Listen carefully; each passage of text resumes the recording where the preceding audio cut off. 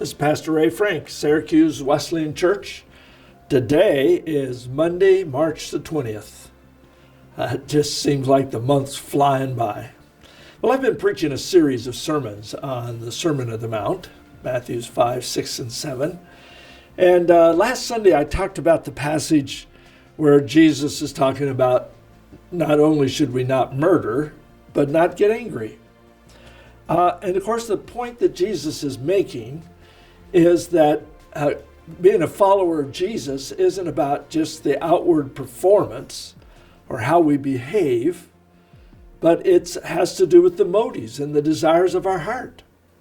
It seems to me that one of the perils we face in our increasingly unchristian culture is that we've become more and more angry with those who disagree with us, and we are willing to spew out all kinds of judgment and criticisms on those that we disagree with. Social media allows people to respond with great animosity that they might refrain from doing if we're actually talking to somebody face to face.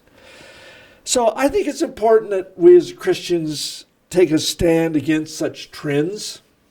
After all, we're to love our enemies and do good even to those who treat us wrongly. Well, the two verses particularly out of Matthew chapter 5 that I want us to focus on, this idea of Jesus' command. He said, "You have heard that our ancestors were told, 'You must not murder. And if you commit murder, you are subject to judgment.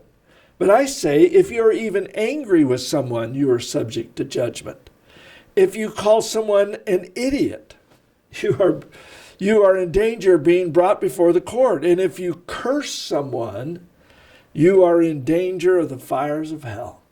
Wow, pretty sobering words. And I think there's like maybe three levels of activity there. You know, the law said don't murder. Well, okay, that's obvious. We shouldn't murder. But then Jesus kind of raises the bar a bit, and he says, no, don't be angry with the person who's abusing you. And then he goes on at this third level, and I call it the level of respect. He uses the illustration here, don't be calling people names.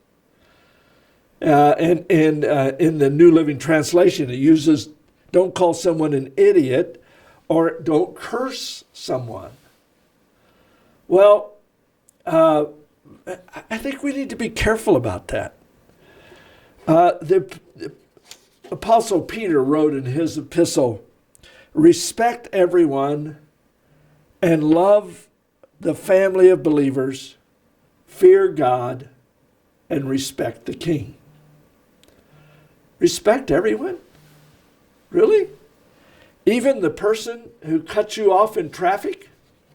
Now, you know, when I wrote down that illustration, I had to laugh because that doesn't happen here in Syracuse. There is no traffic. I mean, nobody's going to cut you off. They might pull out in front of you or something because they're not looking because there's hardly any traffic on the roads. But or what about the rude server at your favorite restaurant? Show respect for them. Respect everyone. Even the low-down, dirty, no-good bum who shot my paw? Oh, wait a minute. That's the punchline for what the limping dog said he was looking for when he limped into the bar. All right, it wasn't that funny, but the fact is, most of the time, we feel disrespect for someone. It's probably because we're struggling with the issue of pride. We somehow think that we're superior to them in some way or another and may be willing to communicate that in some way. And it doesn't really take much to communicate to someone a disrespect. It can be just rolling your eyes or a heavy sigh. I rarely ever do marriage counseling. I don't feel qualified to do it, and I'm really not much of a counselor for any situation because to me the answer is always the same, Jesus. If you want to fix whatever the problem is, get close to Jesus. But the few occasions that I've talked to couples about getting along with each other, one of those things that that has to happen in the home for it to be a peaceful and comfortable and a happy place to live is that we show respect for each other.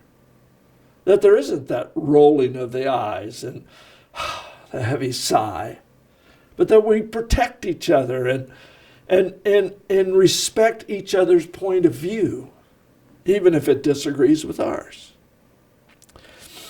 Well, the point is that if we see someone as a person that Jesus laid down his life for, wouldn't that help us to show them a little more consideration and respect? Give them the benefit of the doubt? And actually, I think these 4 commands here in that one verse of 1 Peter may all be connected. Love the family of believers. Fear God. Respect everyone. In fact, he ends that with respect the king. Really? The king? I mean, he was probably talking about Nero or somebody just as despicable. I mean, there weren't any qualities in that king to admire or to respect, and yet he very specifically says followers of Christ are to respect the king. Yes, even the President of the United States, no matter what you think of his political decisions or his political leanings, we are to show respect for the office. Well, I trust it'll give you something to ponder about or to muse over this week. Have a great week. God bless you.